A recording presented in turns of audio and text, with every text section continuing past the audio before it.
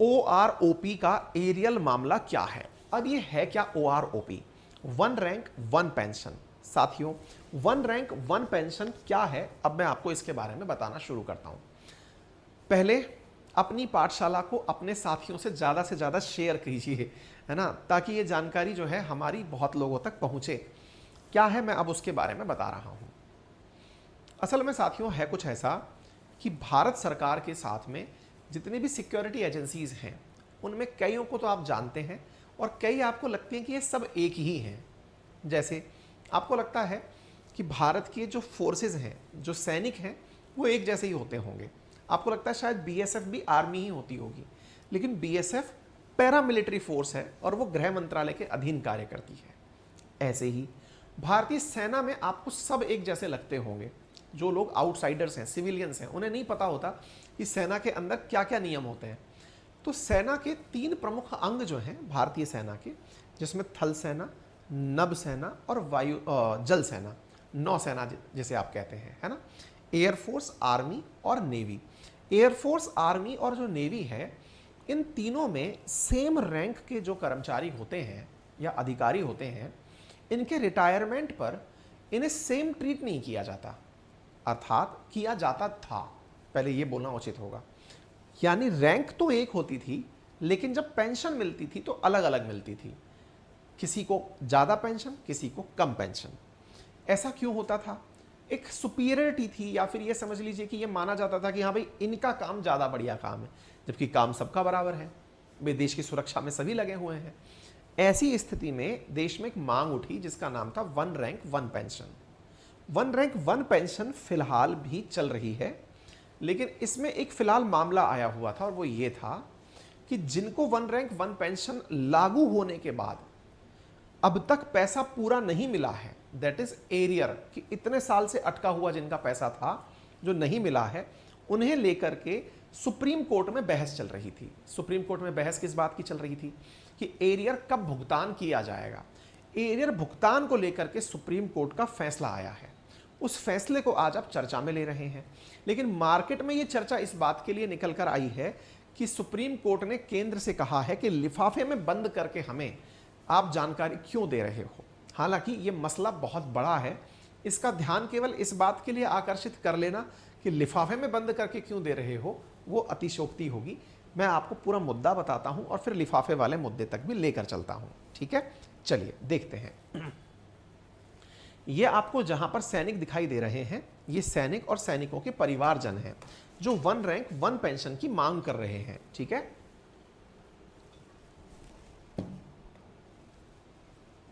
2013-14 में ये मुद्दा काफी हाईलाइटेड रहा था।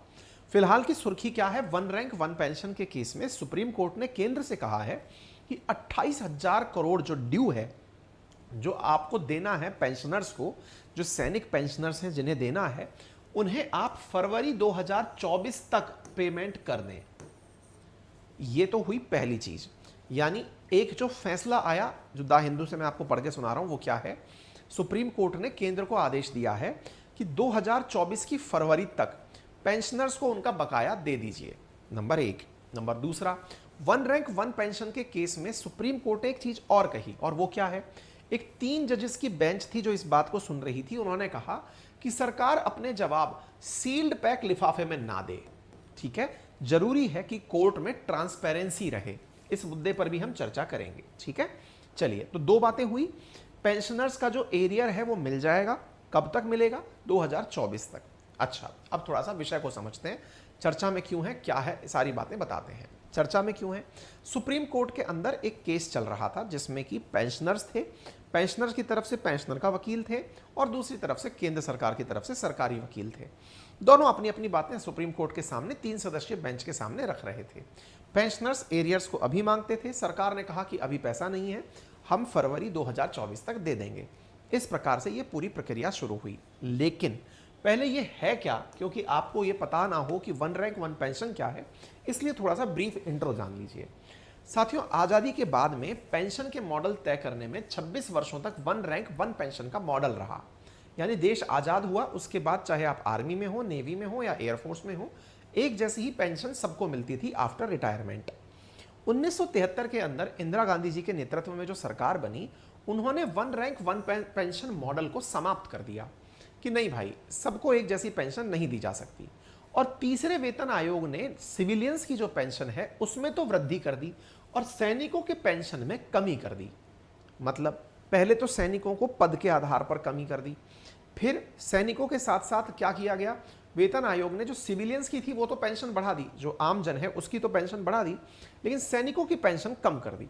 1986 में राजीव गांधी जी के नेतृत्व वाली सरकार ने फिर चौथा वेतन आयोग आया, उसने मद्देनजर रखते हुए रैंक वेतन योजना लागू की।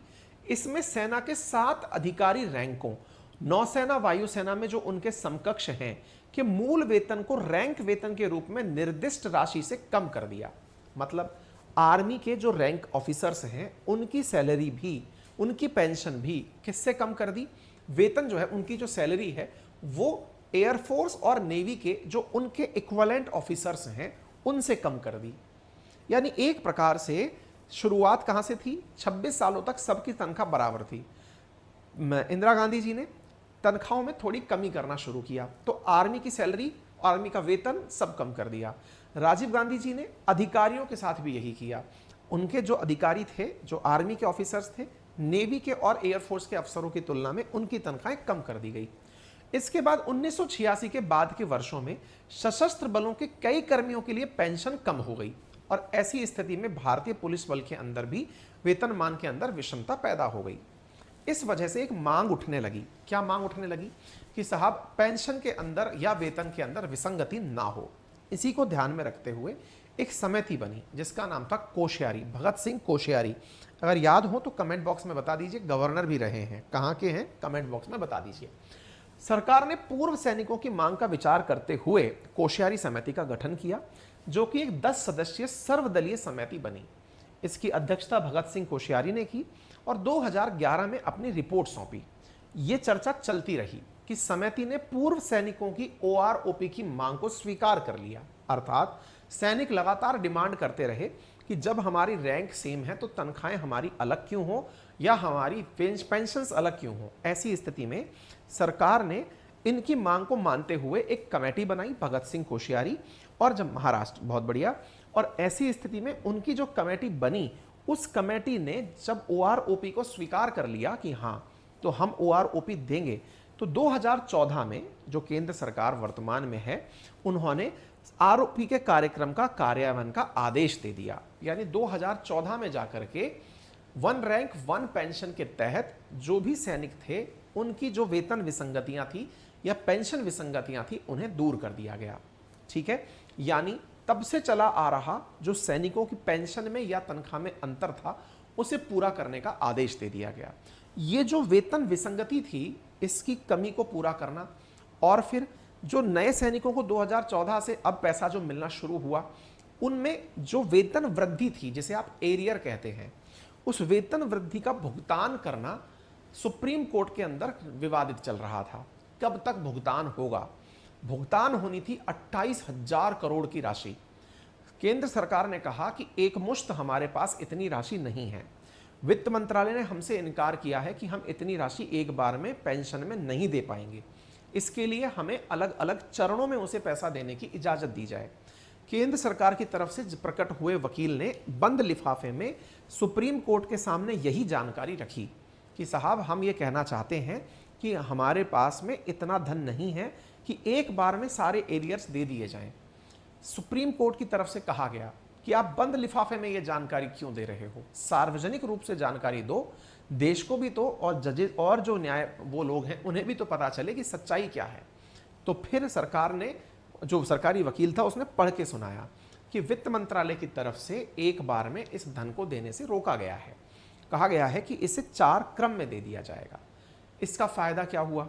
फायदा ये हुआ कि सैनिकों को भी पता चल गया कि वित्त मंत्रालय के अंदर दिक्कत है कि भाई हमारे पास में इतना राजस्व एक बार में नहीं है कि दे दिया जाए।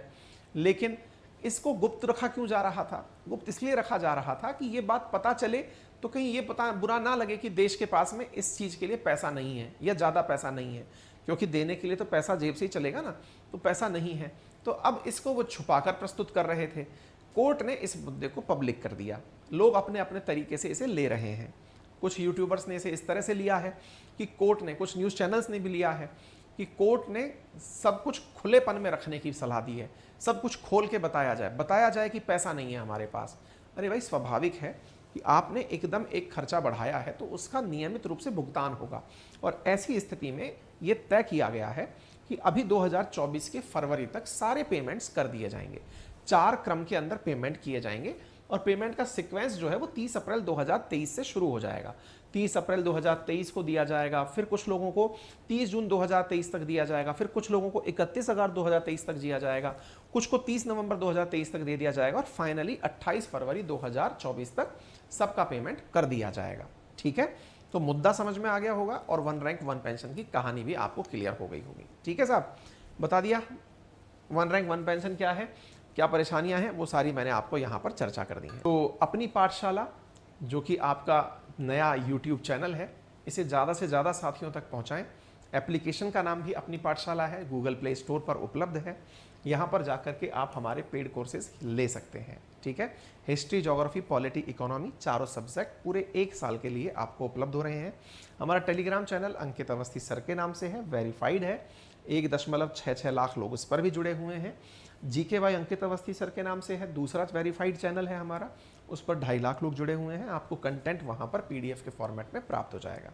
ठीक है, सेशन को लाइक, शेयर, सब्सक्राइब करना बिल्कुल ना भूलें, और यदि आप चाहते हैं हमारी टीम के साथ किसी प्रकार की सहायता लेना, तो ये हमारे सहायता सूत्र हैं, आप इन पर कॉल कर सकते हैं अधिक जानकारी के लिए, कोर्सेज से रिलेटेड क्वेरीज के लिए। फिलहाल के लिए इतना ही। अपना ख्याल रखें, बड़ों का सम्मान करें, छोटों को प्यार दें, अपना व्यक्तित्व इस प्रकार से विकसित करें कि महिलाएं आपके साथ सुरक्षित और सम्मानित महसूस करें। धन्यवाद।